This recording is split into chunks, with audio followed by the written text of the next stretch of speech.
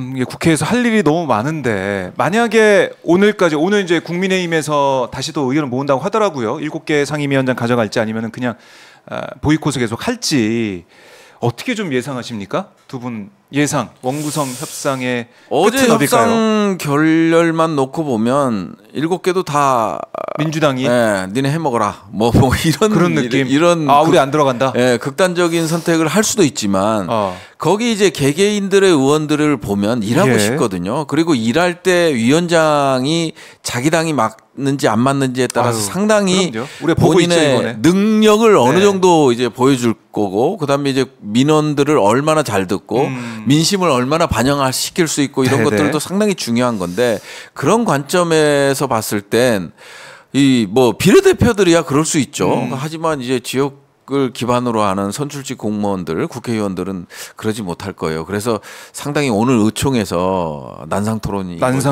이루어지지 않을까 싶어요. 각자 생각이 다르기 때문에. 그렇죠. 우리가 냉정하게 생각을 해봤을 때 국민의힘 의원으로서 한번 빙의를 해봐서 네. 국민의힘 초선이다 이렇게. 네, 국민의힘 초선으로서 딱 생각을 해보면 본명이 일을 하고 싶을 거거든요. 그리고 이게 지금 이렇게 보이콧 비슷하게 하고 있는 거랑 또는 상임위 활동을 하면서 이 비슷한 행동을 하는 거랑 차이가 없어요. 그렇죠. 얻을 수 있는 게 없는 보이콧이에요. 얻을 수 있는 거라고는 딱 하나, 대통령실의 칭찬 또는 대통령실의 잘했다라는 소리, 이 정도밖에 아닐 것 같거든요. 분명히 상임위 활동을 하면서 본인이 생각하는 민생 법안들이라든지 여러 가지 많은 내용들을 발의하고 통과시키면서 만약에 뭐 야당에 대해서 여러 가지 이야기를 하고 싶다? 그럼 그 동시에 같이 야당에 대한 이야기를 하면 돼요. 같이 모여서 똑같이 로텐도를 해서 이야기하시면 되고, 똑같이 원내대표, 당대표, 뭐 비대위원장 나와서 이야기하면 돼요. 단지 하나입니다. 단지 하나. 용산. 그렇죠. 용산에서 내가 이렇게 열심히 하고 있다라는 걸 좀 보여줘야 되니까 참 이 서글프네요. 국회의원인데 누구 눈치를 봐야 되는 상황인가?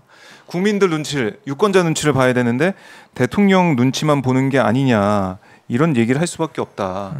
아니 뭐 근데 지금 이렇게 국회 상황을 보이콧 사실상 하고 있는데도 불구하고 뭘 주장하는 건지 잘 모르겠고, 그런 주장을 하려면 국민들의 지지를 얻어야 되는 거 아니겠습니까? 국민들이 지지하는지도 모르겠고, 그 지지를 얻기 위해서 어떤 활동하는지도 모르겠고, 아니 뭐 촛불 집회도 해야 되는 거 아니에요? 국민의힘 의원들이? 그래서 국민의힘 의원님들께서 그 유일하게 믿고 있는 딱 3글자가 있는 거예요. 뭐요? 이재명. 모든 것이 이재명 당대표를 그냥 근거 삼고 있는 거죠. 이렇다. 이것 때문에 이런 거 아니냐. 이것 때문에 안 된다. 그 참 수준이 처참하다라고 생각합니다. 수준이 처참하다.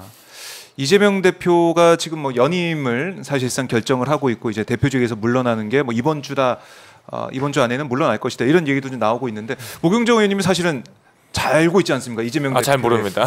몰라요. 잘하실 것 같은데. 한 가지 알고 말할 수 있는 거는 뭐 언제인지가 중요한 게 아니라, 제가 뭐 얼마 전에도 이야기를 잠깐 나눴는데, 이분은 국가와 당을 위한 결정을 하시려고 하는 것 같아요. 뭐 여러 가지 개인적으로나 또는 본인의 정치적인 판단을 이미 좀 넘어서셨더라고요.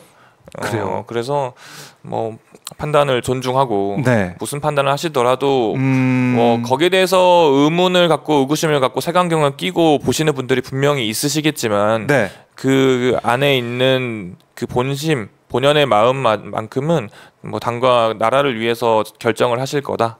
그게 시기가 되었건 어떤 내용이 되었건 그렇게 생각합니다. 네. 그러니까 연임에 도전을 하고 있는 모습들, 이게 뭐 보면은 국민의힘에서도 또 민주당 일각에서도 아니 연임까지 할 필요는, 이런 얘기도 나오고 있는 목소리도 있잖아요. 부순찬 의원님은 이런 목소리는 어떻게 듣고 계십니까? 뭐 다양한 목소리가 나오겠죠. 뭐 당원들 사이에서도 뭐 당원 당규까지 이제 개정해가면서 이럴 필요가 있냐, 뭐 이런 입장도 있는 거고요.